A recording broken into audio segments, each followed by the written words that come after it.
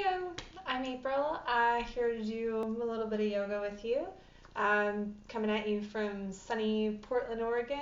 It's not really sunny. I live in Portland. Been teaching here for a couple years now. I've been practicing yoga for most of my life. I actually used to be a ballet dancer. I know, right? Kind of decided that that wasn't exactly the direction I wanted my life to be going in all the time. And along the way, I discovered yoga. And I was in class one day and I was trying to get into this lunge and I'm trying really hard and just couldn't quite get it all stretched out. And my teacher said, it's okay if it's not as deep as it was yesterday.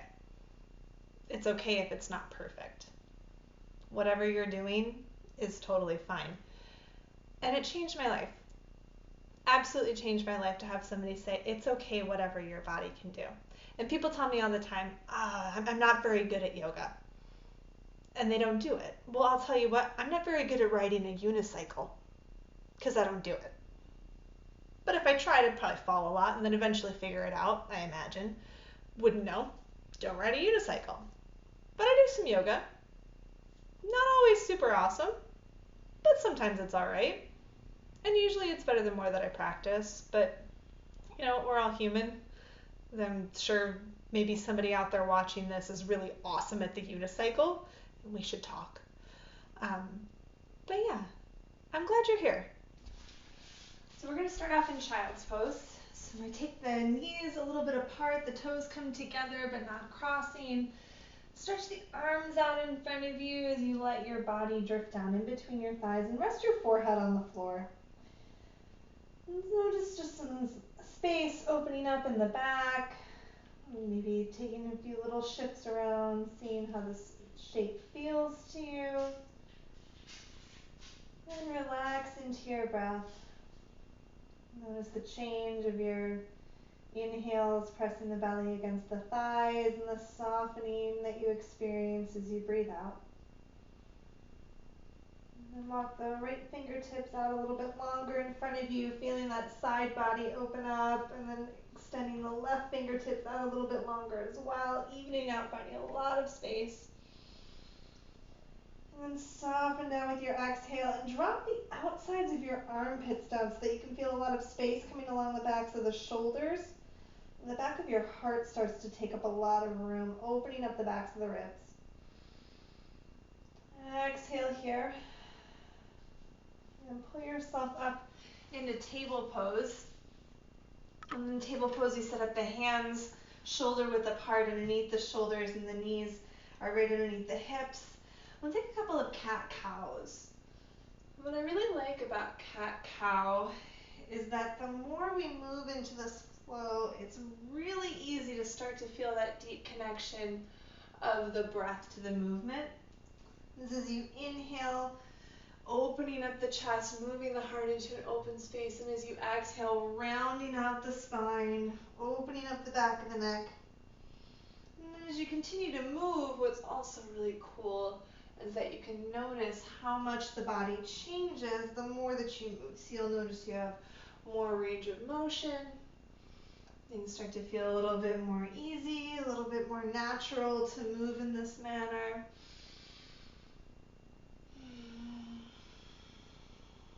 And on your next inhale, come back to a flat spine. Stretch your right arm out in front of you. And then if you notice your hips did something wonky, see if you can push down into both of your thighs and even the hips out. Press into the outside of the left pinky to even the shoulders.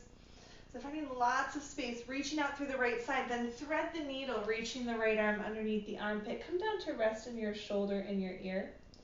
And if you're going to get a little bit more space into this twist, you can come up onto the fingertips and lift the elbow, pulling the shoulder behind you, maybe a little bit more twist. And then release the left hand down so that you can press into it. Reach the right arm open. Start to take a twist, unwinding the spine this way. And from here we can move into side gate, stretching the right leg back. I like to let the left foot swivel out behind so that we can lift open through the hips. And press down into the supporting arms so that you're not sinking down in that shoulder. Find lots of space. Breathe in. Exhale, take both hands down. Come back to table pose. Set the knees up evenly under the hips, and then this time stretch the left arm forward, using these points of contact to feel a lift, to feel a little bit stabilizing. It's okay if you wobble and don't feel perfect, just trying to even this space out. And then thread the needle, reaching the left arm underneath the right armpit, and maybe come up onto finger pads and lift up elbow and shoulder, finding a little bit more space through the back. See if you can relax into your neck, and if your hips are significantly off in either direction, evenly pull them back.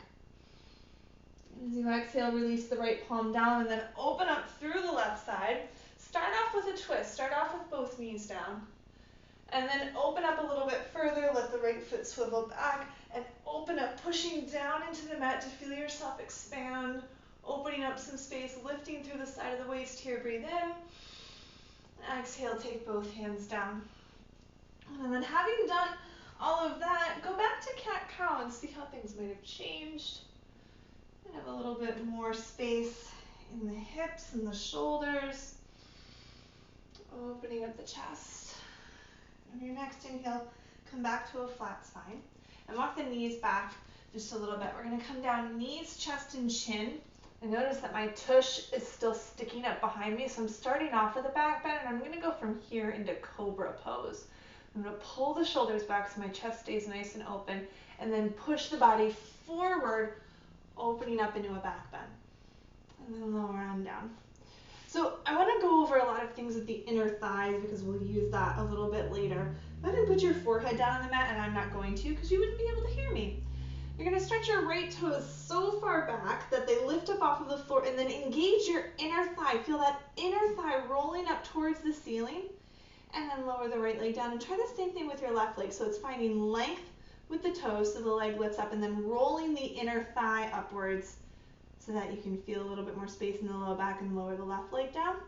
We'll try both legs at the same time now, lifting up through the inner thighs so you can feel all of that space in your back. And now push down on the tops of the feet, continuing to feel the inner thighs lift up, and then move the hands beneath your shoulders. See if you can pull your elbows back to your toes and your heart in front of the mat. So lift up, cobra pose. And then from here, maybe finding a little bit more lift, a little bit more space open in the chest. Exhale, lower all the way down. And from here, we'll come back to our first down dog. Curl your toes under, press the hips up and back.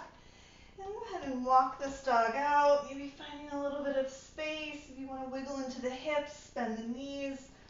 Or perhaps, honestly, I'm one more for a little bit more stillness in my first down dog. You can drop the heels down, maybe bending into the knees a little bit. And then wrap the elbows down to the floor, seeing if your head can drop down a little bit more. You can shake your head yes and no, just to make sure you're not holding any stiffness. And down dog is supposed to be a resting shape, so if this is not a resting shape for you, and for many of us it tends not to be and you need a resting shape, you can always come back to table pose, or maybe even move back to child's pose for a moment. And generally we hold down dog for a couple of breaths, so it's a good time to take a breather, maybe grab some water, shake out your hands.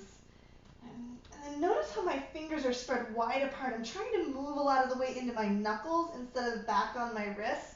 And this tends to keep my wrists a lot happier because I'm keeping the weight more evenly distributed on the hands. Let your exhale empty you out completely here. And then look forward and step the feet up towards the front of your mat. So my feet are even, toes face forward, knees face forward. As I inhale, I open my chest up, flat back. Exhale, folding down, opening up the back. And inhale, come up to standing, stretch the arms up. As you exhale, release the palms down into your heart. Move through sun salutation 8. Take a deep breath in.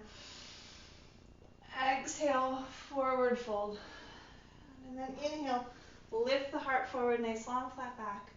Plant the hands down, step back to the top of your plank, and then come forward to open the chest. As you exhale, come down just a few inches till the elbows graze the ribs, and then come forward further, upward facing dog, opening the heart, curling the toes, lifting the hips, downward dog. Relax the heels, relax the heart. Breathe here.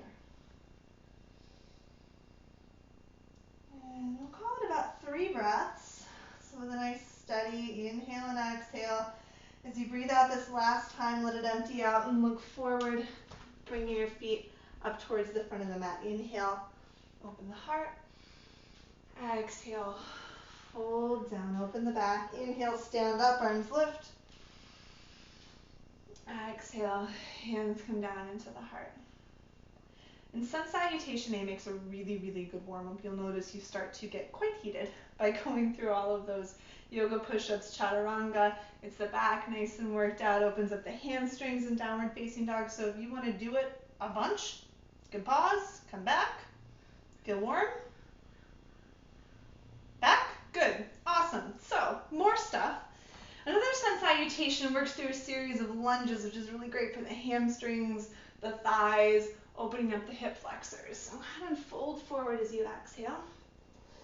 And inhale, lift the chest forward. So all of this space in the spine, step the left leg back and find a lunge. And you might notice that stepping your left leg back only goes here, so feel free to scooch. Find a good length distance for your legs to be, and then press down really strong into your right foot. Slowly bring the arms up. Take a deep breath in. And then as you exhale, take both hands down. You can step the right foot back, finding the top of your plank, and then move the chest forward. Exhale, lower down chaturanga. Inhale, upward dog. Exhale, downward dog.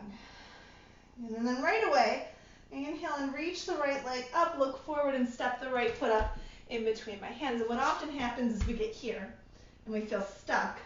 So I would advise you to grab the ankle, give it an extra scooch, find that distance, and then reach both arms up. Deep breath in. Right away, take both hands down and step both feet forward into a fold. Drop the head down. Inhale, open the heart. Exhale, forward fold. Knees can always be soft so that you keep the spine safe. Inhale, come to standing. Exhale, hands at the heart. We'll take that through on the left. Take a deep breath in. Deep breath up, fold forward. Deep breath in, long spine. Deep breath out, plant the hands, step the right leg back this time. Strong in both feet to support you. Inhale, stand up. High lunge. Exhale, take both hands down and step back to the top of your plank. Now, if you would like to come straight back to down dog because you've had enough push-ups, thank you very much, feel free. But just in case, you can come forward, lower down, and then keep moving forward, opening up the heart, pushing the floor away, and then curl the toes under, downward facing dog. Good, inhale, reach the left leg back. Look forward, step the left foot up to the front of the mat. Inhale, high lunge. And exhale, take both hands down, step forward, fold. Right away, inhale to a flat back, open your heart up. Exhale, fold down, open the back. Inhale, stand up, arms lift. Exhale, taking the hands down into your heart. So you can feel free again to repeat sun salutation C is what we just did, or sun salutation A. Maybe you need to take a rest. Maybe you need to take a rest. I call this just did the dishes pose. So feel free to take that whenever you need. Be kind to yourself, love yourself, be good to yourself. Take a deep breath in, reach your arms up. With this nice straight spine, bring the palms down into your heart and your left ankle onto the right knee, and then sit back. Because if we sit forward, the knees are in pain. If we don't sit, then you're wondering why this ankle won't stay up on the knee. So go ahead and sit back just like you're into a chair, and then use the points of contact you have. So ankle onto knee to open this knee, foot into the floor, and palms together to feel the chest open. And then unwind the left leg, take the right fingertips down to the floor, and open up through the left side. And as I'm reaching out through the left heel and the left arm, my chest is opening, shoulders and hips are stacking. Maybe the gaze is coming out towards the side. Spoiler alert, that's harder. And then look back towards the back of the mat. Ooh, and slowly take that left foot down. Inhale, come up, warrior two. And I'm going to strong lunge with my right knee going in the same direction as the right toes. Press the palms down to feel the shoulders go further down the back, open up the chest. Move from here into peaceful warrior, reaching the right arm up, staying low in the lunge. Notice my lower body did not change. And then rather than having the arm in my face, I'm going to move the armpit a little bit behind me so I can open up the chest more. On your exhale, take the elbow down, move into side angle, and pull out from pinky finger to pinky toe, keeping this shoulder open by using the bottom elbow. Another deep breath in. On your exhale, take both hands down. I'm going to come to the inside of my right leg, and that's with both arms, so that I've got a lot of open space on this hip, really getting down on the inside of the thigh, a little bit of movement in lizard, some little shifts.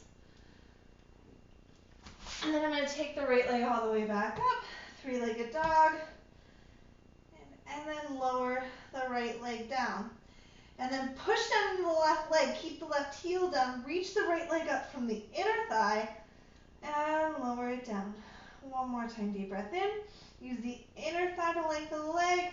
Exhale, set it down. You can stay here, breathe, child's pose, table pose, or inhale, come forward to the top of the plank. Exhale, chaturanga. Inhale, upward dog.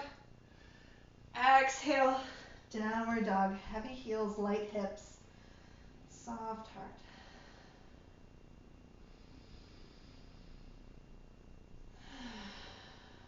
Look forward. Push really strong into your hands so you feel the upper back open up a little bit and bend into the knees. Now you can always just take a stroll forward to the front of the mat, but maybe by pushing into the mat, a little bit more space, and kind of get airborne for a moment, and you might get airborne up to the front of your mat. And then drop down, inhale, open the heart up. Exhale, fold down. Inhale, stand up, arms lift. Exhale, hands come down into the heart.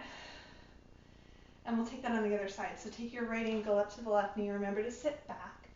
And then if you notice you've got a hip kind of swiveling out to the side, see if you can just maybe make some minor adjustments so that you feel a little bit more even, feeling the foot become more even. Activate these right toes. Get the whole body invited to the party. Woo! Which doesn't always help us from falling over, but sometimes it does. Take another deep breath in. And as you exhale, release your right leg. Take the left fingertips to the floor and then open up the right side. And I'm reaching out through space, doing so slowly, hopefully to keep my balance. Like now that I've said that, I'm probably going to fall over. We'll see what happens. And whoo, yep, there we go. And then look towards the back of the mat and find a long stance of your right leg coming back. And then take whatever minor adjustments you need into your legs. Find a nice open warrior two. Spread your arms out, strong lunge in that front knee. Maybe you're bringing it more parallel, that thigh with the floor, a little bit more difficult. And stay nice and low in the front knee and inhale, peaceful warrior. So I'm growing up and out of that hip, finding a lot of space along the side body and not sticking my armpit into my face. Deep breath in. Exhale, come forward, side angle. Finding a lot of space, pushing down to the right pinky toe, reaching out through the right pinky finger and keeping my arm above my ear and not down here, using the bottom elbow. Deep breath in. Exhale, take both hands down and I'm in the inside of the leg. I'm going to adjust my feet a little bit. And then squeezing the knee into the armpit. Maybe taking some shifts forward and back, just kind of feeling out. There's a little bit more space, a little bit more stuff to work out in there. And then press down into the hands, stretch the left leg up. And then drop the right heel down, but see if you can pick up the right thigh bone and if the hips might get a little bit more even. And then lower your left toes down. And then use the inner heel, the inner thigh to lift that leg up. And lower it down one more time, lift up. And then lower it down, and it's up to you. You can hang out right here. Great place to be. Also a great place to be. Or maybe move through a vinyasa. Keep going with this forward motion. Lift your inner thighs up. Lift the inner thighs in your upward facing dog. See if you find more space. Maybe. Curl the toes under. Downward facing dog. Whew. I mentioned this gets you a little warm. Take a deep breath in. Exhale, big loud sigh. Look forward to the front of the mat and it's up to you. You can always just take a few steps. Maybe you open up the muscles in the back, scoop in the low belly and pounce. Inhale, halfway lift. Exhale, down. Inhale, stand up, arms open. Exhale, hands come down into your heart. Okay, so we've done a little bit of inner thigh stuff. We might have done a lot of inner thigh stuff. You might notice that. Cool thing about that inner thigh connectivity is that it opens up some slightly more advanced moves. So we've done some opening up so that we can try to find crow pose or bakasana. And then we're going to play around a little bit with there being the possibility of going from crow pose back into chaturanga. And I say possible because sometimes it works and sometimes it doesn't. So we'll see what happens. And if it doesn't work for you this time, always tomorrow or 10 years from now, right?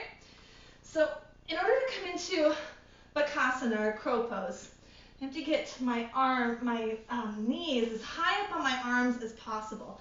And I'm usually a big fan of coming in from here, but we've done a lot of opening up already, so see if you can get the body down all the way on the insides of the thighs, and I start with my feet a little bit further apart. Now if you're looking at me right now like, April, you are a crazy person. Why is your face so close to the floor? You can take your hips back down, put your elbows on the insides of your thighs, and say, well, this is a really nice prayer squat. I'm going to watch this crazy woman do something absolutely bizarre that I have no desire to do today. Awesome. Maybe tomorrow. So take your hands down if you are feeling like you might be a little bit crazy yourself. And bring the knees up towards the tops of the armpits. And I'm going to take my elbows, they're going to continue to face back. I'm going to try not to let them go out to the side. My body's going to go forward and out. So I'm not coming down to the floor because I have nowhere to go from here, I promise you. I'm going to try to come forward and up. And so I have a trajectory a little bit upwards and forwards. Good. So I'm going to come up here, and then I'm going to keep pressing down. Notice my back is opening up a little bit in the back. I'm looking down at some place in the floor that's not moving, and I'm going to take both of my heels up. Crow pose. And I'll be honest with you, I usually don't stay there super long. It's not my favorite place to be. I also recently had a little bit of a wrist issue with a bit of a spill I took, so not spending a ton of time in crow pose. If crow pose is your jam, or it's not your jam, and you know you need to challenge yourself, you can try to stay up there, maybe challenging yourself for 3 breaths, 5 breaths, 10 breaths, till next Tuesday, I don't know, whatever floats your boat. If you are like me and say, okay, we can get into crow pose, that's all right, what can we do from there? So back to this inner thigh thing. We worked in chaturanga, and we were finding that shape pretty consistently. Let's see if coming from crow pose, you can come up and shoot back. Woo! Chaturanga. And I'm trying to open my chest. And from there, I'll come into upward dog. And then, just because I'm really feeling it now, I'm going to go into child's pose. Bring my heart rate back down to a reasonable level after exploding. And then walk the hands back in. And come on up. If you've had enough fun with crow pose, or your wrists would prefer that you just have no more fun for the time being, and do just a little bit more hip opening and some working out of the wrists. I'm going to stack up for fire logs or double pigeon. I take one of my shins and I bring it forward, and then I take my other ankle on top of the knee, and then ideally things just evenly fold over where you have knee on top of ankle. Now what often happens is we end up kind of in this place feeling very, very uncertain as to why this needs to be a thing. So maybe take your bottom heel in a little bit more and a little bit more stability, and you could always maybe stick a pillow or a block underneath this knee to support you. And once you find your hips becoming a little bit more even, all of the energy in your body, I want you to move in between your neck and your waist, so your hips can relax, your face is nice and soft, but the breathing, the lifting, and all of this arm stuff we have going on is going to distract you quite nicely. So take your fists and bring the fingers in the valleys of the knuckles, and then press down really strong into your fists as you lift the chest up, and then relax your knees again. And soften your face and breathe for just a moment. See if you can drop the shoulders down a little bit more. You should feel everything opening up. Flat wrists if you can. And then widen your fingers out, weave them up like baskets, and take one elbow or one wrist up, one wrist down. And see if you can leave your upper elbow down a little bit. You might have more or less range of motion than I do, that's fine. And take the other side. And still lifting in the spine, still soft in the hips, open chest. And then look at your legs first. Make sure you know which one was on top because I didn't tell you and I don't know. In fact, take your other shin and put it down, and then you're going to take your other ankle right on top of the knee. So I've got ankle crease, knee crease right on top of each other.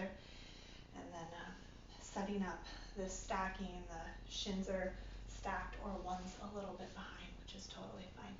So you're finding a seat where you feel fairly open. By the way, if this is just torturous to you, crisscross applesauce, man. This is a huge hip opener for most of people. You could also just move into half lotus or stretch your legs out in front of you. Heck, sit down in a chair for all I care. Find a place where you can get a straight spine and as much hip opening as you feel ready to invest in. And then on this side, again, all of the activity, waist, this is your waist, from your waist to your neck, and we're going to take eagle arms. So cross one elbow on top of the other, and then if your palms come together, awesome. If you have no idea how this is going to be feasible for your arms today or next year, grab the bottoms of your shoulders, not the tops, because then you kind of get kind of crunchy. Grab the bottoms of your shoulders, push your palms wherever they are, push your elbows together, and move the elbows forward and down. Still soft in the knees, still soft in the face, but strong in the breath and strong in the spine because all that stuff is in between your waist and your neck. And then unwind, take the other elbow on top, and it's either free hug or eagle arms with the feathers up in front of your face, which I'm moving so that you can see me because, talking to this is just weird. Take your elbows forward and down, lift the chest up, relax the thighs, the knees, and the face. And one more deep breath in. Release your arms, a little just did the dishes pose, always a favorite of mine. And then probably manually unwinding the legs. And then come to laying down on the back. So once you get down, bring your heels about hip width apart. You can look up and check, free core workout. And the heels are nice and close to the hips, and then walk your shoulders in a little bit closer together. So that you have already a lift into the heart. And now this is not actually an exercise designed by Jane Fonda. This is not for booty lifting. This is for heart opening. So let's see how much we can open the front of the body rather than just squeezing your bum cheeks together. So press into the feet and lift up. I walk my shoulders in closer together. For me, I like taking the spine, interlacing the fingers. That is just me. It might not be you. Maybe it is. I don't know. Press into the insides of your feet too. So don't lift your feet up off of the floor. You're used to standing on your feet. Use that to your benefit. And then to get perhaps a deeper heart opener, pull the energy from the tops of your knees right up into the tops of the hips, maybe opening the space up a little bit more. And then remember that breathing thing you're supposed to be doing. Take one more deep breath in. And then release the hips down onto the mat. And take a moment to let your low back recover, to let your heartbeat rest. And then take the knees up and into your chest. Give a little wiggle side to side. I'm going to move a little bit just for the sake of the camera angle.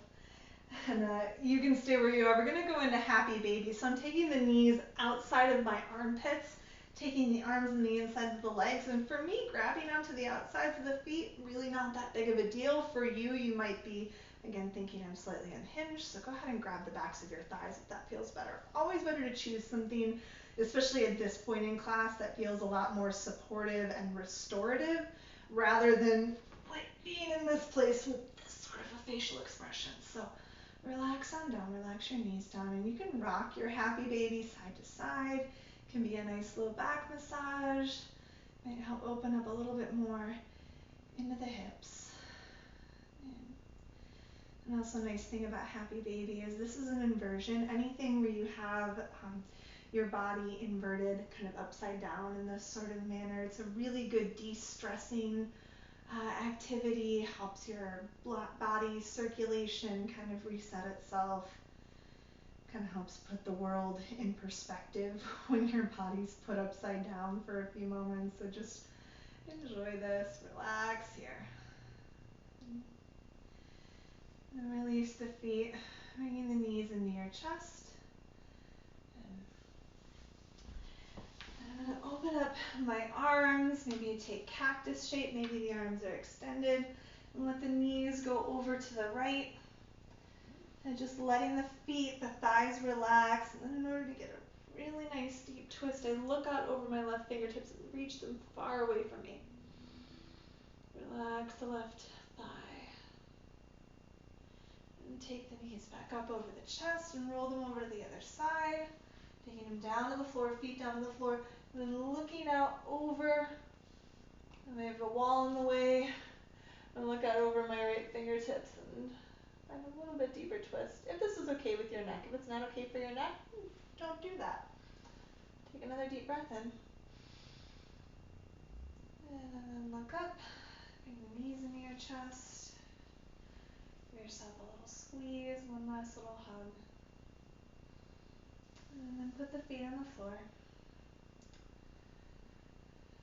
And move now into Shavasana, our final resting shape. So let your feet extend. I like to give a little extra walk of my shoulder blades together so that my chest is open. We leave our palms, our arms down by our sides with the palms facing up, and it's meant to be a gesture that we're open to receiving, like the good vibrations, good feeling of our practice, but also it's anatomically correct. So if you're more sciencey and less woo-woo, that works too. Just maybe being mindful of your breath here, or trying just to let the breath go. You can take a gentle inventory of your body, going, oh, nope, that knee needs to relax. Unknit those eyebrows. Soften that spleen, whatever it is. And spend a few moments resting here.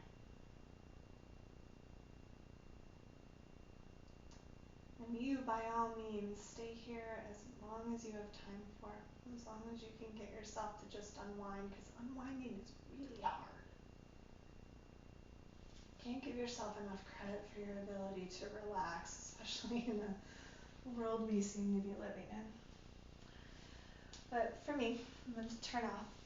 I just want to leave you with this greeting.